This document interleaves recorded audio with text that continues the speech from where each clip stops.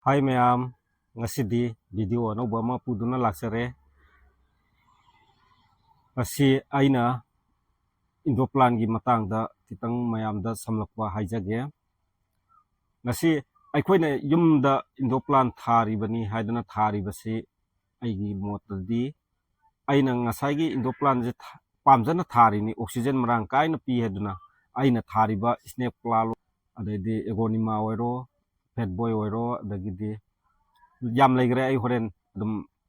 hazar ke video da ado masidagi aikoina tin kang tai aduna aikoina magi kopai suja oiro amo oiro kasalakpa matang ado aikoina hidak ti soidam ki thagani thagadoi ba hidak se aikoina mana hontorpa kano do aikoina dum honjangadoi ni aduna maram oiduna aikoina hek tumbam dagi put meter taruk ki sang haigadra ado thambiraga aikoina thari ne poto adum masagi yariba makhai aina haijari masidai da tin tare natraga magi angauba kare adna aina kapuno haibwani ko imung da thamgadoi ponina ado mapan da iya kai no da ngasagi nungsin nungsa mayam jina maje kano togi be yai maje hato ki be yai laina je ado hidak se kapsalaga kuna kaigumba chemical am ta season badi tohning de haibadi imung da thamgadoi ponina akoina adum sang doba isana hek honjaligai adum sang dog lere aduna yarigi makhai di koi indoplan gi damakta di koi chemical am ta happy danaba ina haijari aduga aina ngasi indoplan si matau karamna masana na thamni haibagi maramda kitang sugaina haijaramge indoplan si aikoina kopai suja ka base ising asamba haitar spray ama paibirani ai samlakba dum ai utsarake sigi igornima dagi horase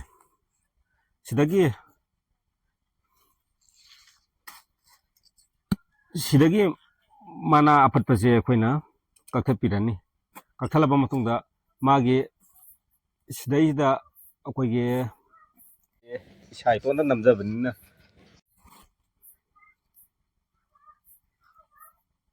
sigi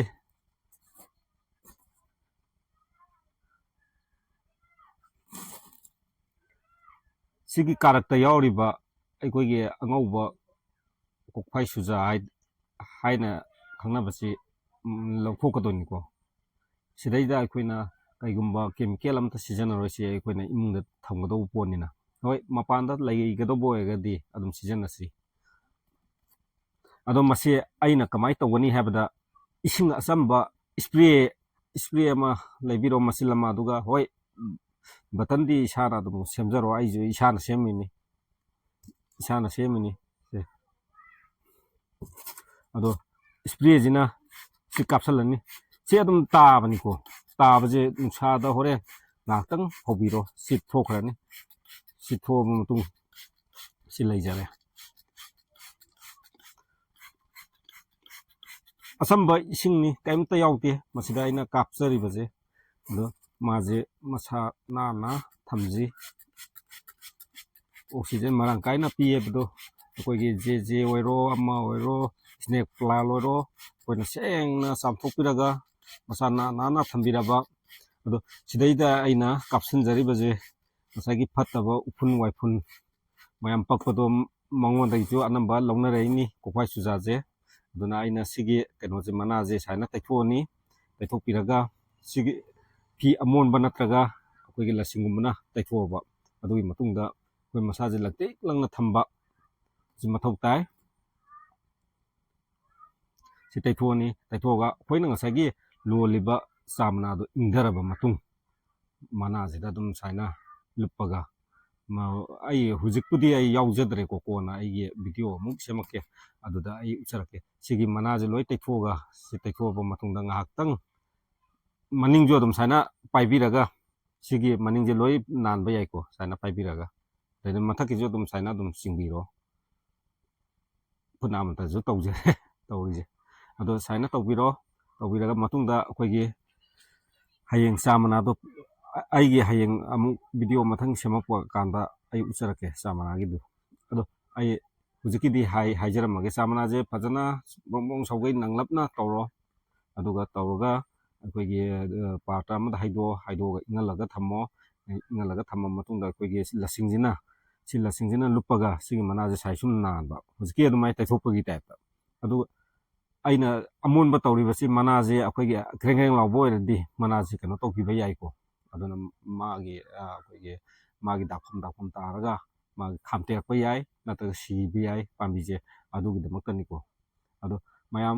ꯑꯦꯒꯣꯔꯅꯤꯃꯥꯒꯤ ꯑꯁꯥꯏꯅ ꯇꯧꯕꯤꯔꯣ ꯑꯗꯨꯒ ꯑꯇꯩꯁꯨ ꯂꯣꯏꯅ ꯇꯧꯕꯤꯔꯣ snack plan ꯑꯣꯏꯔꯣ ꯑꯦꯒꯣꯔꯅꯤꯃꯥ ꯑꯣꯏꯔꯣ ꯑꯗꯩꯗꯤ fat ꯕꯣꯏ ꯑꯣꯏꯔꯣ ꯃꯌꯥꯝꯁꯦ ꯂꯣꯏ ꯇꯧꯕꯤꯔꯕ ꯃꯇꯨꯡꯗ ꯑꯗꯣ ꯑꯩꯈꯣꯏꯒꯤ ꯃꯈꯥꯗ ꯑꯀꯪꯕ ꯂꯩꯔꯤꯕꯁꯤꯡꯁꯦ ꯂꯣꯏ ꯂꯧꯊꯣꯛꯄꯤꯔꯣ ꯏꯃꯨꯡꯗ ꯊꯝꯒꯗꯧꯕꯅꯤꯅ ꯃꯥꯅ ꯑꯩꯈꯣꯏꯒꯤ ꯀꯣꯛꯄꯥꯏ ꯆꯨꯖꯥꯛ ꯀꯥꯔꯛꯄꯒꯤ ꯆꯥꯡꯁꯤ ꯌꯥꯝ ꯋꯥꯡꯉꯤ ꯐꯠꯇ ꯍꯥꯎꯊꯤ ꯌꯥꯎꯔꯒꯗꯤ ꯑꯩꯈꯣꯏ ꯏꯁꯥꯗ ꯁꯤꯖꯤꯟꯅꯒꯗꯧꯕ ꯄꯣꯠꯅꯤꯅ ꯃꯁꯤ ꯃꯔꯥꯡ ꯀꯥꯏꯅ ꯏꯁꯥꯗ ꯁꯤꯖꯤꯟꯅꯔꯕꯗꯤ ꯐꯠꯇꯕꯁꯨ ꯊꯣꯛꯂꯛꯄ ꯌꯥꯏ ꯉꯁꯥꯏꯒꯤ ꯑꯀꯪꯕꯁꯤꯡ ꯀꯣꯛꯄꯥꯏ ꯆꯨꯖꯥꯛ ꯃꯌꯥꯝꯗꯨꯅ ꯃꯗꯨꯅ ꯃꯔꯝ ꯑꯣꯏꯗꯨꯅ ꯑꯩꯈꯣꯏꯗ ꯂꯥꯏꯅꯥ ꯁꯟꯗꯣꯛꯄ ꯍꯥꯏꯗꯨ ꯑꯣꯏꯔꯛꯄꯁꯨ ꯌꯥꯏ ꯍꯥꯏꯗꯨꯅ ꯑꯩꯅ ꯉꯁꯤꯒꯤ ꯚꯤꯗꯤꯑꯣꯁꯤ ꯁꯦꯝꯖꯔꯛꯄꯅꯤ